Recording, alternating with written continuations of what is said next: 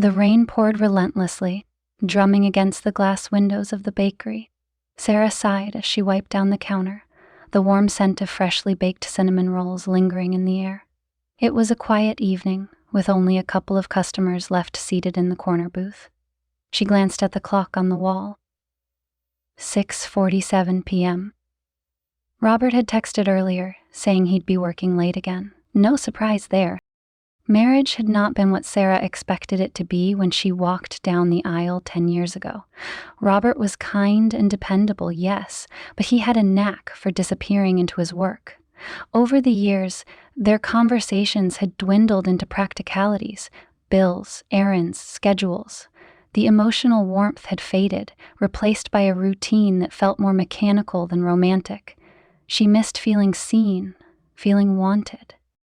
The door chimed as a man walked in, and Sarah instinctively smiled. The smile froze when she saw him. He was elderly, perhaps in his late 60s, with a grizzled beard and clothes so tattered they barely hung onto his frail frame. His shoes were soaked, leaving small puddles on the floor as he shuffled in, shaking the rain off his worn coat. His gaze was cast downward, avoiding the eyes of the two customers who stole quick, judgmental glances in his direction. "Excuse me," he mumbled, his voice a rich baritone that contrasted sharply with his appearance. "I don't mean to bother anyone. I was just wondering, do you have any leftovers? Anything you were going to throw away?" Sarah blinked. She'd seen homeless people in the area before, but none had ever come into her bakery. There was something different about this man, something dignified, despite his ragged state. "Of course," she said, her voice gentle. "Why don't you sit down? I'll get you something fresh." The man hesitated, his gray eyes scanning her face for signs of mockery or pity. Finding none, he nodded and sank into a chair near the window. Sarah quickly prepared a plate with a warm croissant, a slice of quiche, and a cup of coffee. As she placed it in front of him, he looked up, his weathered hands trembling slightly. "You didn't have to do that," he said softly, "but thank you." "It's no trouble," Sarah replied, pulling up a chair across from him. "What's your name?" "Edward," he said after a moment. "And you?" "Sarah, this is my bakery." Edward took a sip of the coffee, his expression softening. "It's a lovely place. Reminds me of a cafe I used to visit years ago." His voice trailed off, and Sarah waited, sensing there was more he wasn't saying. When he didn't continue, she leaned back, studying him. He looked out the window, his eyes distant, as though he were watching a memory play out against the rainy backdrop. "Do you live around here?" she asked cautiously. He gave a dry chuckle.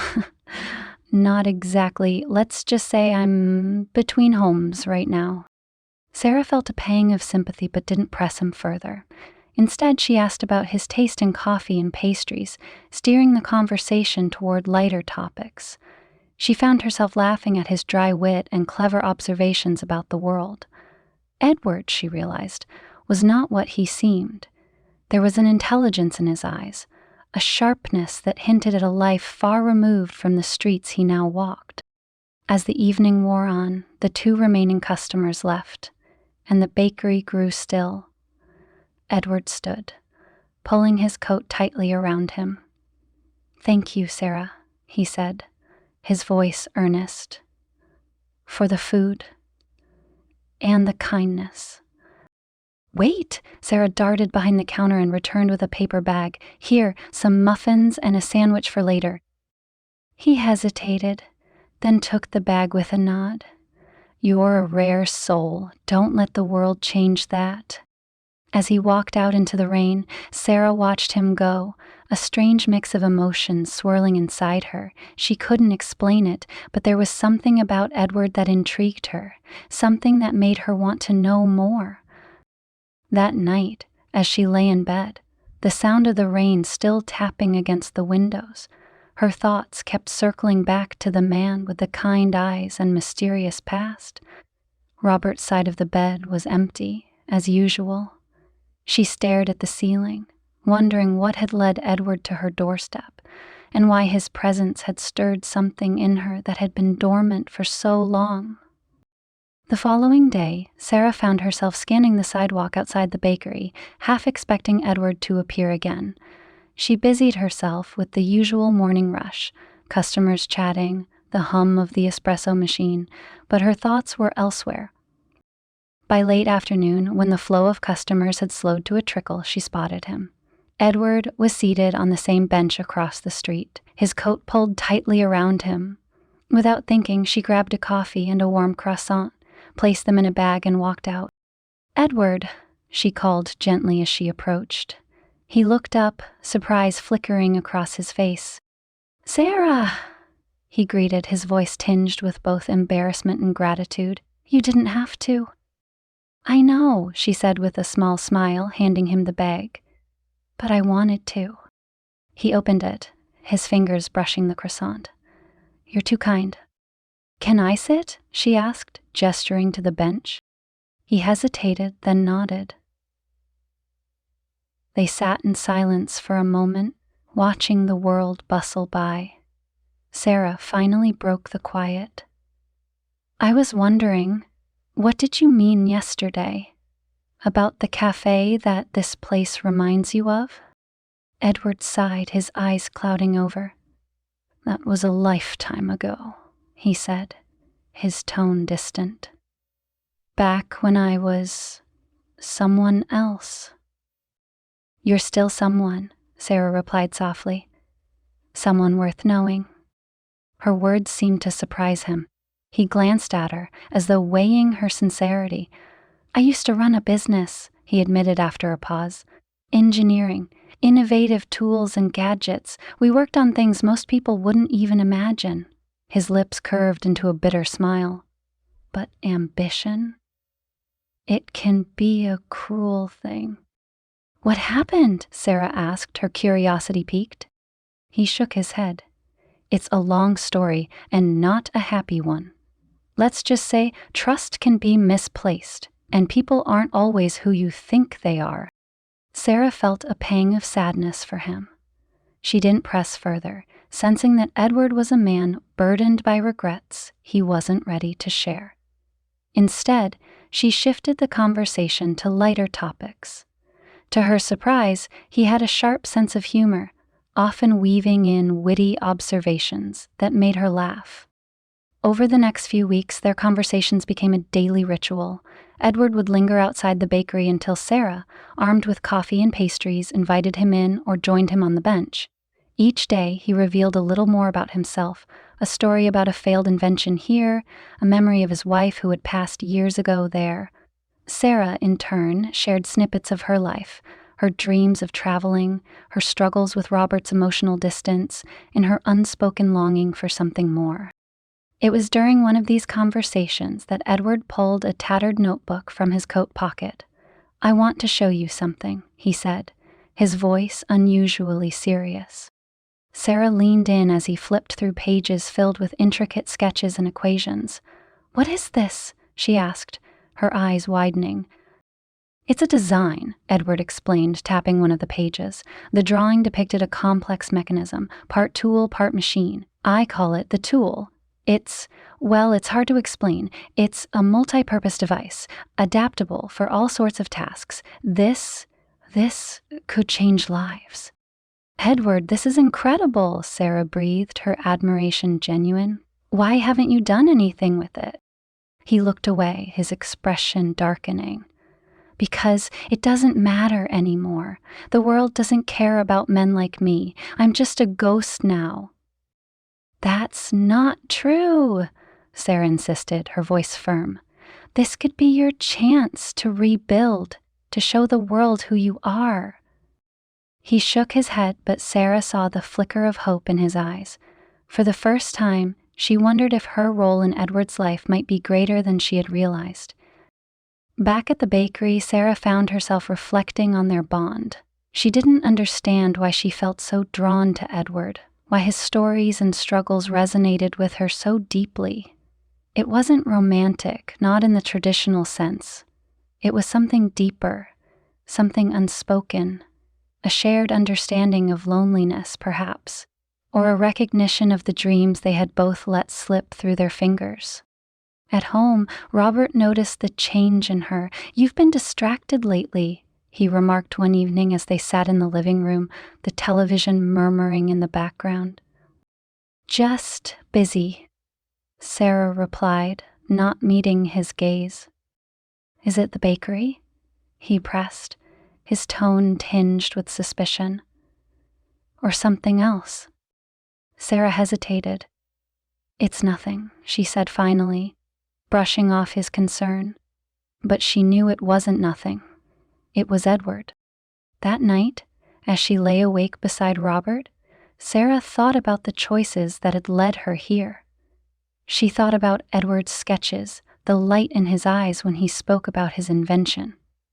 She thought about the warmth she felt in his presence, a warmth that had been missing from her life for far too long. The line between curiosity and connection had blurred, and Sarah knew she was standing on the edge of something she didn't fully understand. The bakery was alive with its usual bustle of morning customers, but Sarah's thoughts were elsewhere. Edward's sketches haunted her mind. She had spent the previous evening poring over the rough blueprints he had shown her, marveling at their complexity and ingenuity. The potential of the tool was undeniable. That afternoon, Sarah made a decision. She grabbed her savings ledger, flipping through the pages with trembling fingers. She had worked hard to build her financial safety net, but the thought of helping Edward made her heart race in a way she hadn't felt in years. She quickly calculated how much she could spare without jeopardizing the bakery. Later that day, she found Edward at their usual bench, his eyes scanning the pages of an old novel he had found in a donation bin. He looked up, his weathered face softening when he saw her. "Sarah," he greeted, "what brings you out here?" "I need to talk to you," she said, sitting down beside him. Her tone was serious, and Edward's expression shifted to one of concern. "Is everything all right?" he asked. Sarah took a deep breath. "Edward, I believe in you, and I believe in your invention. I want to help you bring it to life." His brow furrowed and he leaned back slightly. "Sarah, I appreciate your kindness, but this isn't your fight. I can't let you—" "I'm not asking for your permission," she interrupted, her voice firm. "I'm offering you a partnership. I'll cover the costs to build a prototype, but I need you to do the work. This is your creation, Edward. You just need someone to believe in it." Edward stared at her, his gray eyes wide with disbelief. "Why would you do this?" he whispered. "Why would you take a chance on me?" "Because I see you," Sarah said simply, "and because the world deserves to see what you can do." Edward was silent for a long moment, his gaze fixed on the sketches in his lap. Finally, he nodded. "All right," he said softly. "Let's do it."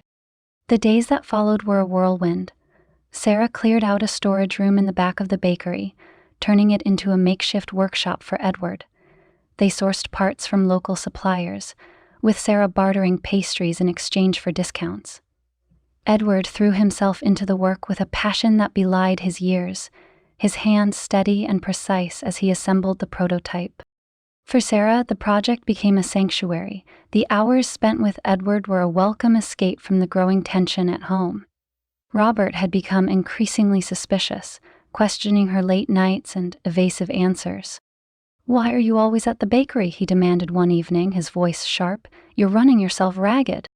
"I'm just working on something new," Sarah replied, avoiding his gaze. "Who?" he pressed. "Is there someone else?" His accusation stung, and Sarah felt a pang of guilt. "Robert, it's not what you think," she said softly. "I'm helping someone who needs a chance." "Is that what you call it?" he shot back, his tone bitter. "Helping? Or is it something more?" Sarah didn't respond. She didn't have the words to explain what she was feeling or why she felt so compelled to help Edward. All she knew was that this project had awakened something in her that she couldn't ignore. As the weeks passed, the prototype began to take shape. Edward's hands moved with a confidence that Sarah hadn't seen before, his face alight with determination. He explained each component to her, his enthusiasm contagious. She found herself marveling at his brilliance, wondering how a man of such talent had ended up on the streets. One evening, as they worked late into the night, Edward paused, wiping his hands on a rag. "You know," he said, his voice thoughtful, "this is the first time in years I've felt alive." Sarah smiled. "You're not the only one." Their eyes met, and for a moment, the air between them felt charged. Sarah quickly looked away, her heart racing. She reminded herself that this wasn't about her feelings. It was about Edward and his invention. The breakthrough came on a rainy Tuesday afternoon. Edward had been tinkering with the final component when the mechanism clicked into place. He held up the completed tool, his face alight with triumph. "He did it," he breathed, his voice shaking with emotion. "Sarah, we did it." Sarah laughed, a sound of pure joy escaping her lips. "You did it," she corrected, but Edward shook his head. "No," he said firmly. "We did this together." As they celebrated, the door to the workshop creaked open. Sarah turned, her heart sinking as she saw Robert standing in the doorway, his face a mask of anger and betrayal. "What's going on here?" he demanded, his voice cold. "Robert, I can explain," Sarah began, but he cut her off. "Explain what?" he snapped. "That you've been sneaking around with him? That you've been lying to me?" "It's not what you think," Edward interjected, stepping forward. "Sarah was just helping me." "Stay out of this," Robert barked, his glare fixed on Edward. Sarah stepped between them, her voice steady. "Robert, this isn't about us. This is about giving someone a second chance." "And what about us?" he countered, his voice breaking. "What about our marriage? Or doesn't that matter to you anymore?" Tears stung Sarah's eyes as she struggled to find the words. "It does matter," she said finally. "But so does this." Robert stared at her, his expression a mixture of hurt and anger. Without another word, he turned and walked out, slamming the door behind him. Sarah sank into a chair, her hands trembling. Edward placed a hand on her shoulder, his touch gentle. "I'm sorry," he said softly. "This wasn't what I wanted." "It's not your fault," Sarah replied, her voice barely above a whisper. I don't know how to fix this." As Edward packed up the prototype, Sarah sat in silence, the weight of her choices pressing down on her. She had helped Edward find hope, but in doing so, she had jeopardized her own happiness. And now, she wasn't sure if she could ever put the pieces back together. The workshop felt emptier than usual. Edward sat at the workbench, the completed prototype of the tool resting in front of him. It gleamed under the soft light, a testament to weeks of hard work and determination. But his expression was somber, as though the triumph of finishing the invention had been overshadowed by the turmoil it had caused. Sarah entered quietly, her steps hesitant. The tension between her and Robert had only worsened since the confrontation. He had stopped coming home for dinner, and their brief exchanges were filled with unspoken resentment. Edward looked up, his face softening when he saw her. "Sarah," he said, gesturing to the stool beside him, "you're here." She nodded, forcing a small smile. "I couldn't stay away," she admitted. "How's it going?" He gestured to the prototype. "It's ready, but I don't know what to do next." "What do you mean?" Sarah asked, sitting down. "This is your chance, Edward. You can take this to a company, find a partner, or even patent it yourself." Edward sighed, running a hand through his grizzled hair. "And then what? Even if this succeeds, I can't undo the past. I can't get back the years I lost." Sarah reached out, placing a hand on his arm. "You can't change the past," she said gently, "but you can shape your future. This invention could change lives, Edward. Don't let fear hold you back. Edward looked at her, his eyes filled with gratitude and something deeper. You've given me more than I ever thought I deserved, he said softly. I don't know how to thank you. You don't have to, Sarah replied. Seeing you believe in yourself again, that's enough. The moment hung between them, heavy with unspoken emotions. Sarah quickly looked away, focusing on the prototype. So, she said, her voice brisk, what's the next step? Edward hesitated, then stood. I have an idea, he said, but I'll need some time. Take whatever you need, Sarah said, watching as he packed the prototype into a sturdy case. That evening, Sarah returned home to find the house dark and quiet. Robert's car was in the driveway, but he was nowhere to be seen. She found him in the living room, staring at the fireplace, a glass of whiskey in his hand. Robert, she began, her voice tentative. He didn't look at her. How was your day? He asked, his tone flat. Oh, it was fine, she said, sitting on the edge of the couch. We finished the prototype. He finally turned to her, his eyes hard. And does that make you happy? Helping another man while your husband is falling apart? Robert, it's not like that, she said, her voice trembling. Edward needed help, and I needed to feel like I was making a difference. And what about us? He demanded. Do we even matter to you anymore? Tears welled in Sarah's eyes. Of course you matter, she said, but we've been drifting apart for years, Robert. You bury yourself in work, and I've been lonely. Oh, this is my fault? He shot back, his voice rising. You're blaming me for your decisions? I'm not blaming anyone, she said, her voice breaking. I don't know how we got here. Robert stood, his jaw clenched. Maybe it's time we figure that out, he said, walking past her and out the door. Sarah sat in silence, her heart aching. She had wanted to help Edward, to bring light into his life, but in doing so, she had cast a shadow over her own marriage. She didn't know if she could repair the damage, or if Robert even wanted her to try. The next morning, Sarah arrived at the bakery to find a letter waiting for her. It was from Edward. Her hands trembled as she opened it, her eyes scanning the neatly written words. Sarah, I can't thank you enough for what you've done for me. Your kindness and belief in me have given me a second chance at life, but I can see the strain this has caused you, and I can't let you suffer because of me. I've decided to leave town. I've reached out to an old contact who might help me with the prototype, and I believe it's the right path for me. You've done more for me than anyone ever has, and I'll never forget you. I hope you find the happiness you deserve, with or without me, in your life. With gratitude, Edward. Sarah sat down, the letter trembling in her hands.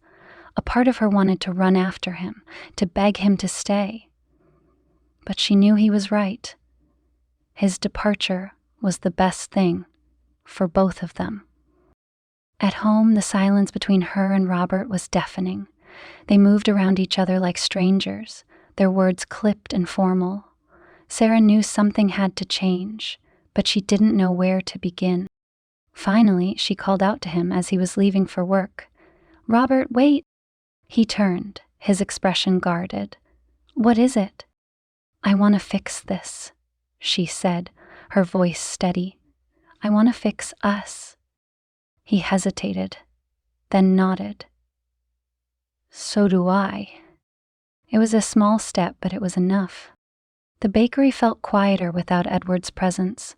His laughter, his thoughtful musings, and the warm energy he brought to their little corner of the world were now memories Sarah cherished, but knew she had to let go.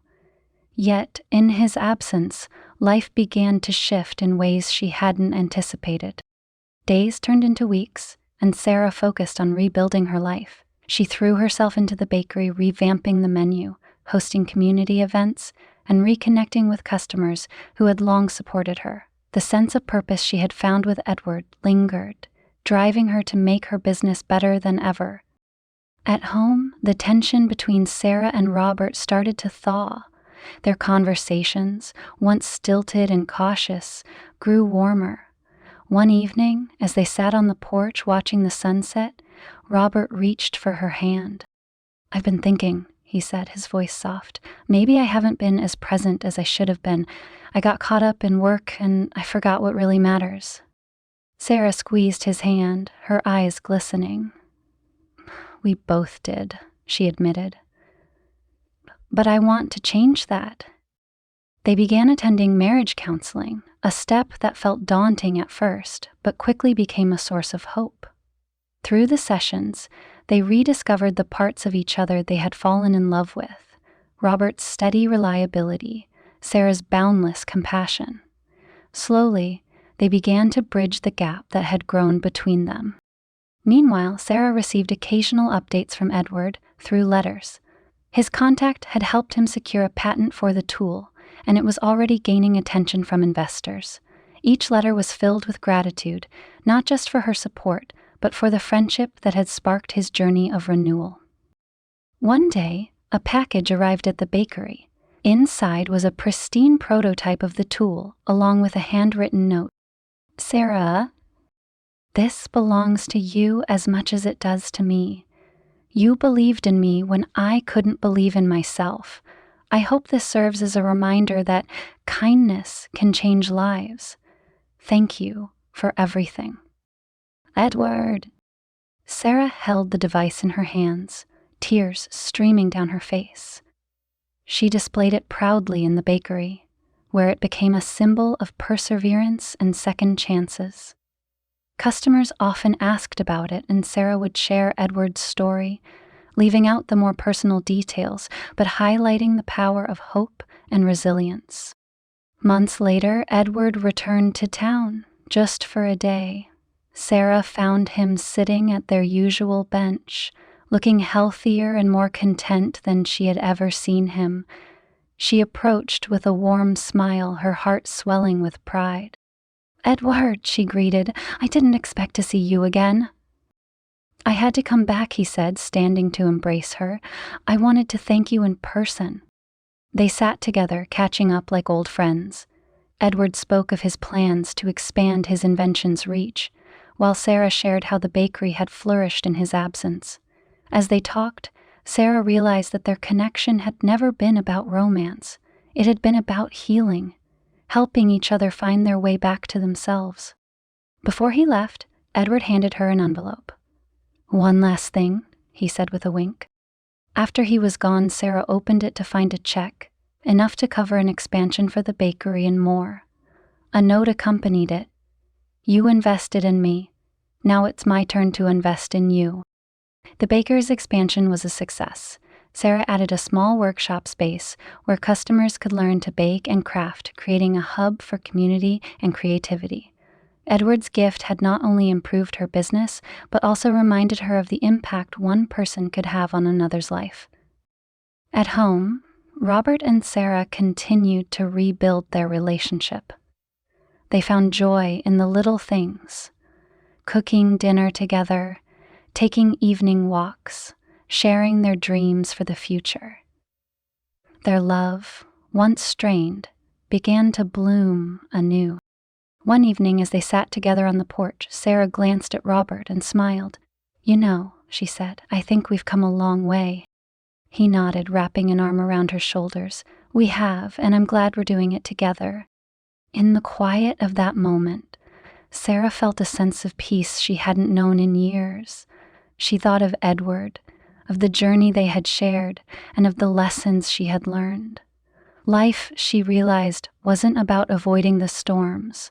It was about finding the strength to dance in the rain. Months later, Sarah hosted a grand reopening for the bakery, unveiling the new workshop space to the community. Among the crowd, she spotted a familiar face. Edward, standing at the back, a proud smile on his lips. Their eyes met, and she nodded in acknowledgement, her heart swelling with gratitude.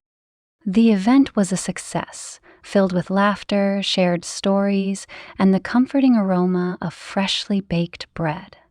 As Sarah looked around at the thriving bakery and the people she loved, she knew that every step of her journey, every mistake, every triumph, had brought her here. Edward's parting words echoed in her mind.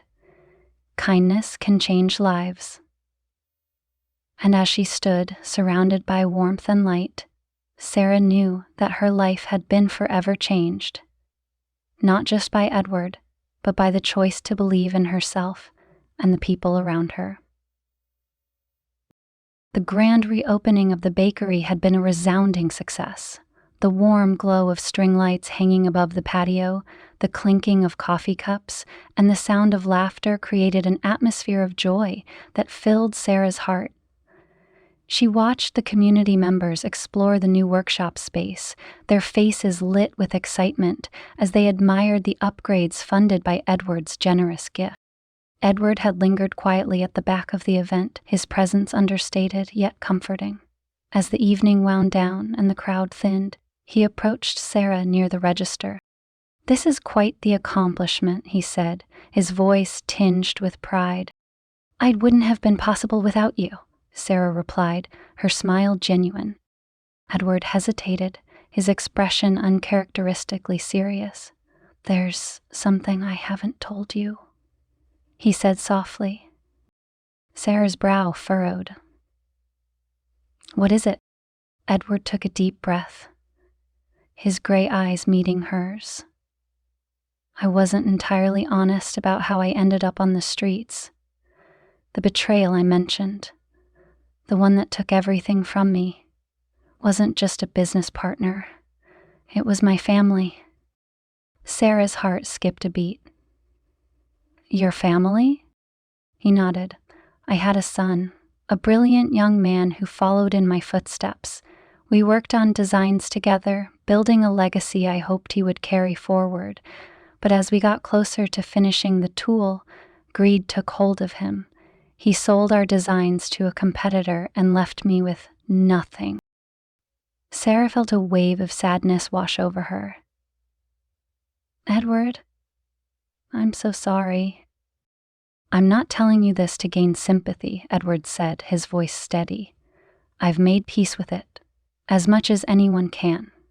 But as I watched you work so tirelessly to help me, I realized something. You reminded me of the good that still exists in people. You gave me hope, Sarah, when I thought I'd never feel it again." His words touched her deeply, but there was something in his tone that made her uneasy, as though he was holding back a final piece of the story. "I've seen Robert here tonight," Edward continued, his gaze flicking toward the corner of the room where her husband stood, chatting with a neighbor. "You two seem to be finding your way back to each other." "We're trying," Sarah admitted, her voice barely above a whisper. "It hasn't been easy." Edward's expression softened. "It never is. But I see the way he looks at you. Don't take that for granted." Before Sarah could respond, a voice called her name from the workshop space. She excused herself to attend to the guests, promising Edward she would find him later. As the evening came to an end, Sarah began cleaning up the bakery. Robert joined her, silently helping to stack chairs and wipe down tables. For the first time in months, the silence between them felt comfortable rather than strained. "Edward seems like a good man," Robert said suddenly, breaking the quiet. Sarah looked up, surprised. "He is." Robert hesitated, then asked, "Do you ever wonder what would have happened if he hadn't left? If he'd stayed in town?" The question caught her off guard. "Why are you asking me that?" "Because I know," Robert said, his voice steady but tinged with vulnerability. "I know how much he means to you." Sarah froze, her breath catching in her throat. "Robert!" I'm not angry, he interrupted gently. I've had time to think about everything, and I realized something. You weren't looking for a way out of our marriage. You were looking for something, someone, to remind you of who you are. Tears welled in Sarah's eyes. Robert, I never meant to hurt you. I know, he said, stepping closer, and I never meant to neglect you.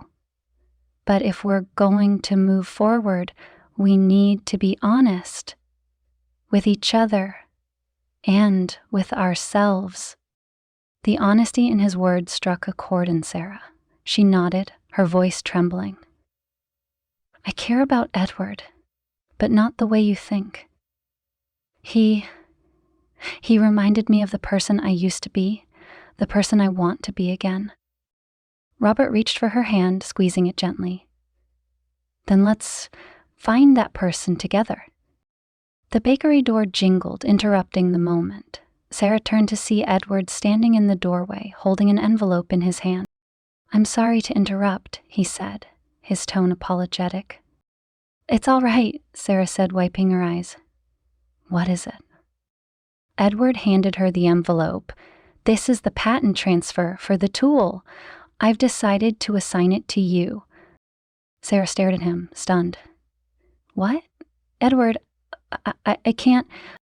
You can, he said firmly. You believed in this project when no one else would. You brought it to life. It belongs to you now. Tears streamed down her face as she shook her head. I don't deserve this. Edward smiled, his expression kind. You deserve far more than you realize. As he turned to leave, Sarah called after him. Edward, wait! He paused, glancing over his shoulder. Will we see you again? She asked. He hesitated, then gave a small nod. Perhaps. When the time is right. And with that he was gone. In the weeks that followed, Sarah finalized the patent transfer with the help of Robert, who surprised her with his willingness to support the project. Together, they presented the tool to a leading manufacturer, securing a deal that would not only benefit Edward's legacy, but also provide Sarah with the resources to continue growing the bakery. One evening, as Sarah stood in the workshop, now bustling with activity and creativity, she noticed a note tucked into the pocket of her apron. It was written in Edward's familiar handwriting. Dear Sarah, you gave me a second chance at life, and I'll never forget it. But more than that, you taught me the power of kindness and resilience. Keep changing the world, one person at a time. Edward. Sarah pressed the note to her chest, her heart swelling with gratitude. Edward had been a fleeting presence in her life, but his impact would last forever. The bakery's expansion thrived in the weeks following Edward's departure.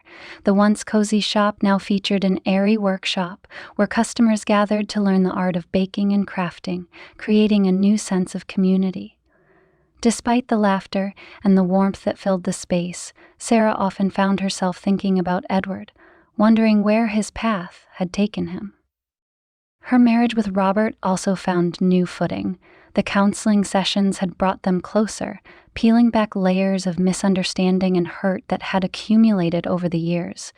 They made time for one another in ways they hadn't before, cooking meals together, sharing quiet walks, and, most importantly, listening. Though their journey was far from perfect, Sarah felt a glimmer of hope each time Robert reached for her hand or offered her a thoughtful smile. One crisp autumn afternoon, as Sarah sorted through the bakery's accounts, the door jingled. She looked up, expecting one of her regulars, but froze when she saw Edward standing there. His face bore the familiar kindness she'd missed, but there was something different about him. He looked stronger, more assured. Edward, she said, her voice catching, you're back. He smiled, stepping inside. I couldn't stay away forever. They embraced, and Sarah gestured for him to sit. Over coffee and pastries, he shared how the deal for the tool had flourished, allowing him not only to secure financial stability, but also to reconnect with his estranged son. Though their relationship was still fragile, Edward spoke of his son's interest in making amends, and for the first time in years, Sarah saw genuine peace in his eyes. "You were right," Edward admitted. "Kindness does change lives. Yours certainly changed mine." Sarah shook her head. "You gave me just as much, Edward. You reminded me of who I wanted to be." Their conversation lingered on shared memories and dreams for the future, and for a moment it felt as though no time had passed. Before leaving, Edward handed her a small wrapped package. "What's this?" Sarah asked, puzzled. "A little something to remind you of our work," Edward said with a wink. "Open it later."